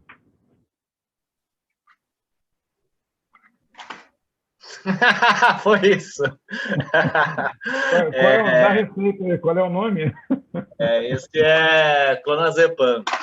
É o da noite. Não, mas Cara, eu beijei a loucura na boca muitas vezes, né? Porque eu moro sozinho, com 2 gatas, e beijei a loucura e abracei a pobreza muitas vezes, porque tudo que tinha para fazer de publicar, todos os planos de publicação esse ano deram errado, né? Eu queria publicar o Três Porcos no final do ano, mas eu queria publicar uma galera antes, assim. E daí rolou o Catarse do Três Porcos, isso me deu um respiro, né? A gente fez 1000 cópias e já saíram 500, então tem as outras 500 ainda, né, para vender e me sustentar e tal. Mas, ao mesmo tempo, enfim, agora estou com esse Catarse novo aí, que é para ter como pagar o aluguel de janeiro. É o do Amor de Bicho, que é essa novelinha. Mas rolou... O que aconteceu muitas vezes foi um puta sentimento de culpa, assim. Tipo, eu tô aqui largado no tapete da sala, chorando, e eu devia estar lendo e devia estar escrevendo, né? Eu devia estar produzindo, né? E não, quero morrer, né? Queria morrer e tal. Mas, ao mesmo tempo, tive uns impulsos criativos aí. Eu consegui pesquisar uma cacetada de coisa para um romance que eu quero começar a escrever. Um romance que vai na linha do Paraíso Paraguai, né? De discutir o Sul a partir de algumas datas e algumas pessoas, né? subalternas, por assim dizer. Escrevi o Amor de Bicho, escrevi uma porrada de poema, participei de uma cacetada de live, né? E agora, como eu estou no processo do romance, estou publicando a novela, mas estou pensando o romance, aí eu fico me entretendo com isso, assim, né? Vou lendo, pesquisando. Também eu faço uma pesquisa já há alguns anos, que nunca deu em nada de produtivo, senão para a roda de conversa, sobre literatura e história em Santa Catarina, mas eu quero começar a escrever sobre esses livros que eu li e venho lendo, sob uma perspectiva histórica e sociológica também, né? Enfim, foi foda, tá sendo difícil, né? A distância, a saudade das pessoas, a saudade dos encontros, né? E não os encontros de gente cabeçuda para falar de teoria, sabe? Encontro com os amigos, tipo nós em Itapuã, no ano passado. Encontro assim, que a gente fala de poesia e fala de um monte de coisa, mas a gente está junto, se abraçando, sabe? Isso, exatamente. Na Bahia isso é melhor ainda. Pois é. Maravilha. Olha, o Felipe Nascimento quer fazer uma pergunta por áudio. Abre aí, Felipe. Manda a pergunta. Oi. A Amanda estava falando daquelas questões assim do machismo, e o Marcelo ele falou da questão não dele se sentir inferiorizado, mas de olharem de outra forma no eixo em São Paulo, Rio de Janeiro. Eu estava pensando assim que nós três aqui na literatura somos o outro, né? Eu porque sou negro, a Amanda por ser mulher, o Marcelo por não estar no eixo Rio-São Paulo. E eu queria saber como vocês acham que seria possível sair desse panorama de ser o outro, de todos estarmos num âmbito mais parecido, assim, sem criar estereótipos sobre nós mesmos, né? Assim, essa é uma pergunta que eu queria fazer. Excelente pergunta. Eu sou uma grande defensora das revistas e dos suplementos literários. Eu acho que é uma forma de trazer todo mundo num mesmo patamar, num patamar igualitário, de ter espaço para todo mundo, não importa a sua origem, não importa seu gênero. O que importa ali é a poesia, é mostrar a sua literatura e fazer assim isso aparecer da melhor maneira possível. E há revistas literárias, não apenas a Malar Margens, mas a Acrobata, por exemplo, o Ruído Manifesto, que trazem esses autores e não é uma coisa assim desnivelada. Não tem hierarquias, não tem hierarquia nenhuma. O que importa ali é a literatura. Então, para mim, isso já é uma coisa muito boa que a gente tem, de trazer todo mundo num mesmo mosaico ali, no mesmo espaço, assim, dividindo o mesmo espaço. E isso já é uma coisa de democratização da literatura mesmo. Então, eu sou uma grande defensora das revistas muito por isso, porque eu acho que já é um começo, porque quem lê uma revista, quem abre assim, para tudo que está ali. Então, não apenas fulano, ciclano da academia ou da doutor, também o fulaninho do slam, a ciclana que é da periferia, que escreve e que mandou poemas para a gente está lá postando. Então, é muito isso, sabe? Eu acho que isso é uma potência muito grande de democratização da literatura. Marcelo? Eu tenho uma postura meio guerrilheira nesse sentido, Felipe. Obrigado pela pergunta. Mas é assim, né? Eu tenho 2 livros publicados por editoras, uma do Rio e uma de São Paulo. O trampo da editora do Rio, por exemplo, do Trapaça, quem fez fui eu todo, de conseguir a grana e de distribuir esse livro, porque a editora nunca nem aí para mim, né?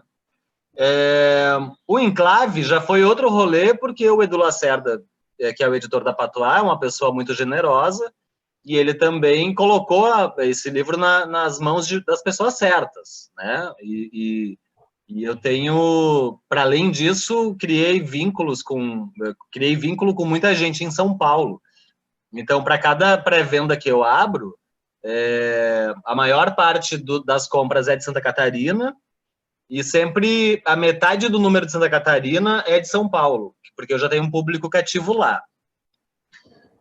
Mas aí o que rola? Quando eu decidi abrir a Caia Ponte, foi porque eu me dei conta que eu não devia mais querer fazer parte do jogo, desse jogo, de estar lá em São Paulo, de estar lá sendo publicado pela Editora do Rio, e que eu podia publicar aqui em Santa Catarina, e abrir mão de querer confrontar o mercado editorial, querer confrontar as livrarias. Então, eu tenho uma editora que publica gente daqui e gente de fora, né? Já publiquei. Agora, inclusive, vai sair o livro do Eike Pimenta, que é aí do Rio, que é um poeta que eu admiro pra cacete, assim. Que também foi por financiamento coletivo. A gente conseguiu, né, grana para editar O Coração Fudido. Ele está em pré-venda lá no site da Caia Ponte. Eu já coloquei os links aqui na caixa de comentário, fiquem à vontade para ver. Mas é meio que isso, assim, fazer o nosso, cara, e eles que, os currais da poesia que se matem entre si lá, sabe? Inclusive, eu tô de saco cheio de... Eu não consigo mais pensar em publicar livro de poesia, porque, primeiro, é difícil pra cacete publicar livro de poesia. Aí depois, mano, tu vê como a coisa se dá, de quanto padrinho tu precisa para aparecer na revista X ou na revista Y. E aí eu não tô falando de revistas como Malarmagens, tô falando da Cult, tô falando, sabe, desses picos, para sair na Ilustríssima. Como é difícil, né? Tu tem que, meu Deus, pedir pro cara apadrinhar teu filho para tu ter um espaço para ser compadre, sabe? Tô de saco cheio disso. Então, e tem uma coisa que a gente já conversou outro dia, né, Amanda, quando estava falando com o Itamar, que é a importância das editoras regionais, né? A gente tem alcance no Brasil, tipo, só o Amor de Bicho, a novela, eu estava acompanhando os estados onde o livro já foi adquirido. Aí tem Pará, tem Sergipe, tem não sei, sabe? Tem Minas, tem Rio, tem São Paulo, tem Rio Grande do Sul, tem vários lugares. A gente alcança o Brasil. Mas aí tem algumas coisas que acontecem, e eu já vi que estourou o tempo, mas eu vou falar só mais um pouquinho.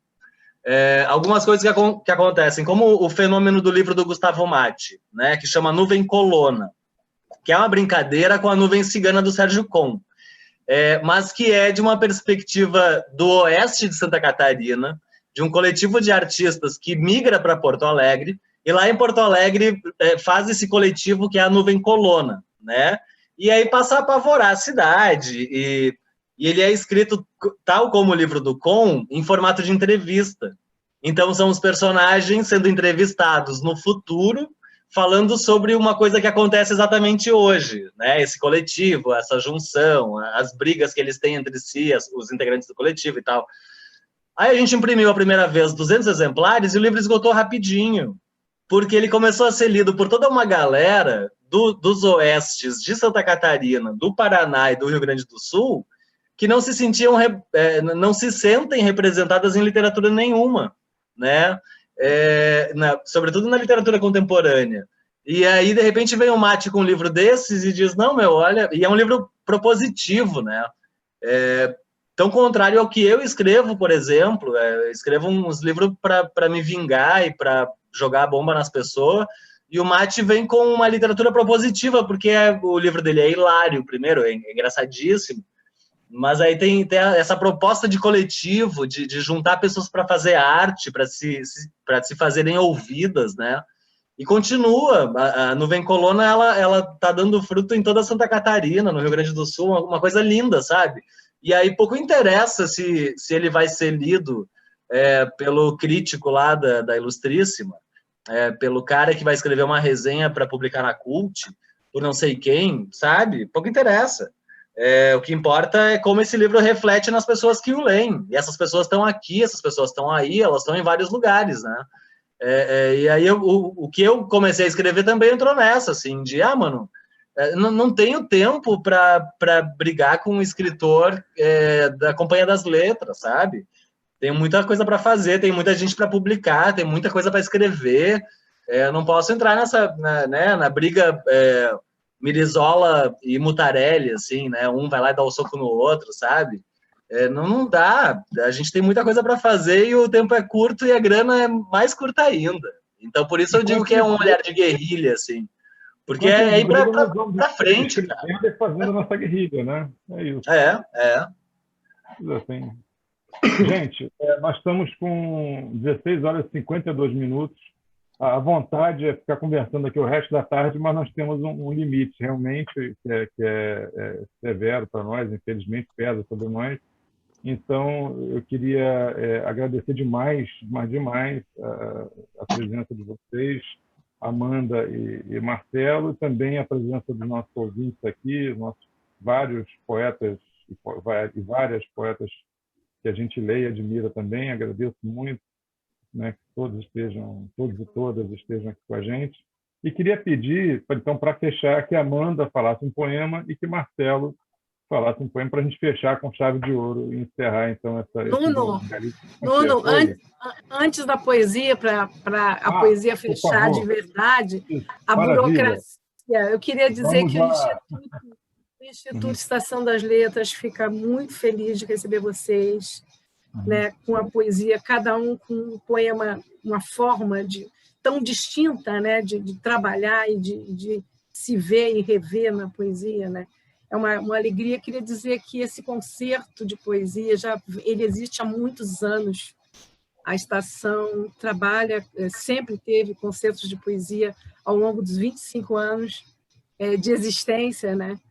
E que nós, todo final do mês, recebemos os autores aqui, neste momento com uma feliz parceria com a Malar Margens, que é da nossa plena admiração, e já temos projetos muitos. E a gente tem uma programação também sempre de eventos, tá? ao longo do mês. Né? Temos a próxima vai ser a Sexta com Letras, que vai ser sempre sexta-feira, é feita pelos alunos, são leituras, rodas de leitura, e outros, as janelas literárias, e convidar vocês para o dia 17 de dezembro, nós vamos ter o lançamento, ou relançamento do Viver de Escrever, viu, Amanda? Com a presença de todos os poetas agora lendo seus textos, não é mais falando sobre a publicação. Eu queria falar, eu digo isso porque tenho aqui os 2 editores do Viver de Escrever, fizeram um livro lindo, né? Os dois, o Nuno e a Amanda, trabalharam muito na feitura do livro, né? Organizando os textos dos alunos e tal. Enfim, queria dar notícias do Instituto para vocês, para quem não conhece também, né, que possa participar, né, dos nossos movimentos. São constantes sempre, e muitos. Obrigada, Nuno, mais uma vez. Visitem o site do Instituto, que tem sempre novidade lá, tem sempre alguma coisa legal acontecendo, tem sempre um movimento, tem sempre algo de pensamento ligado à literatura emergindo ali, aparecendo no site. Realmente no mínimo uma vez por semana. Vocês passem lá, porque tem coisas boas que o Instituto proporciona para todos nós. Tá bom? Então, todo último sábado do mês. Tá, gente? Muito obrigada. É todo último sábado. Em dezembro será diferente, né, Suzana? Será dia 12. É verdade, a gente trocou por conta do... Verdade, é verdade. Por conta do evento do livro, então, o próximo concerto será dia 12 de dezembro, com Lau Siqueira e Cíntia Krimler, também 2 poetas muito significativos, muito importantes, e cujas poéticas dialogam de algum modo. Também estou tentando fazer esse casamento aqui nessa curadoria. Então, por favor, Amanda, obrigado novamente a todos, obrigado, Suzana, por essa parceria maravilhosa, obrigado, Camila, pela assistência técnica aí, né? Sempre atenciosíssima e competente, né? E amorosa também. Obrigado a todos vocês que assistiram. Então, Amanda e Marcelo, é com vocês agora. Pessoal, eu que agradeço. Nossa, eu fiquei muito feliz mesmo. Foi uma conversa super agradável e leve também. Eu gosto muito de conversar com o Marcelo, com o Nuno. Gostei demais de ver vocês. Agradecer a Suzana, a Camila, pessoal da Estação das Letras. Essa parceria também é muito boa. Estou muito feliz de estar acompanhando vocês e fiquei muito feliz de poder, com o Nuno, editar a antologia Viver de Escrever, que a gente fez com todo o afeto, todo o carinho mesmo. E vou querer participar do evento, vou querer ver o pessoal. Convidadíssima, Marcelo também e todos vocês. Eu vou terminar, então, com leveza também, com o poema Mística, que eu fiz sobre uma vendedora de pedrinhas em Ouro Preto, na Feira de Pedra Sabão. Terminar com Minas aqui. Mística. Há uma vendedora na Feira de Pedra Sabão de Ouro Preto, que oferece uma pedrinha de quartzo rosa para as moças. Sejam namoradas, sejam solteiras, saem todas com a pedra nas mãos, orientadas para que guardem na bolsa, na chave, na gaveta de calcinhas, algum lugar que seja mexido com certa regularidade e não fique parado no tempo e no pó.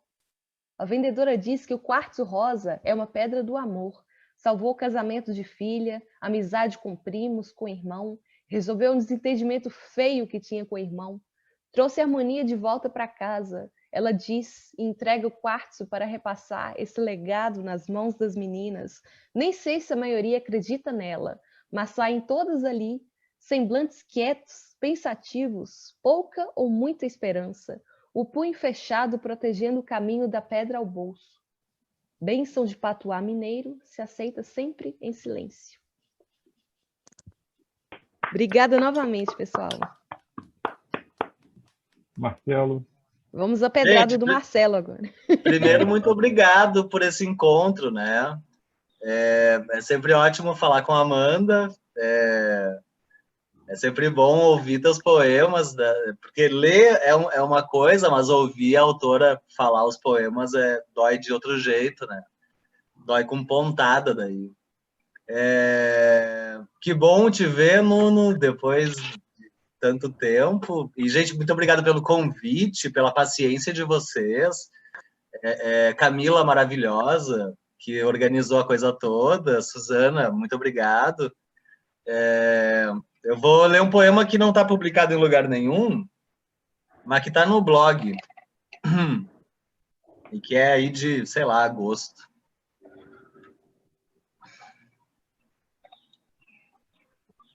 Eu já coubi inteiro no teu abraço forte. Se fecho os olhos, sinto as cócegas, sinto o cheiro de tua barba. Já te invejei os olhos azuis, a obstinação operária, esposa, filhos, casa, embora tenha te copiado no cigarro e na cachaça. Aprendemos os dois a andar em linha reta, pai, apesar de tanta fumaça. Aprendi a chorar contigo, aprendi a sorrir contigo, sei de pássaros e outros bichos, sinto a hora da trovoada. Embora tenha me mantido longe da fábrica, embora não tenha feito família, embora só tenha a escrita por morada, te carrego nesse meu peito fraco, te carrego nesse meu peito fraco dizendo que sinto tua falta, talvez desde o nascimento. Mas é sempre tempo, pai. É sempre tempo de a gente voltar para a estrada, de a gente dizer que se ama, de a gente fazer do que foi melhor do que o que está por vir. Porque toda história nasce sempre inacabada. A tua mão na minha, teu rosto no meu, as cócegas da tua barba. Pancada, Marcelo. Obrigado, Pancada. Obrigado. Obrigado a todos. Olha, maravilhosa tarde. Muito, muito, muito grato. Maravilhoso, gente. Boa tarde, então. Até dia 12 aqui e dia 17, né, Suzana? Dia 17, às 18 horas. Tragam uma tacinha de vinho e a gente vai brindar o Natal com o Viver de Escrever. É isso que eu estou combinando com a turma, tá?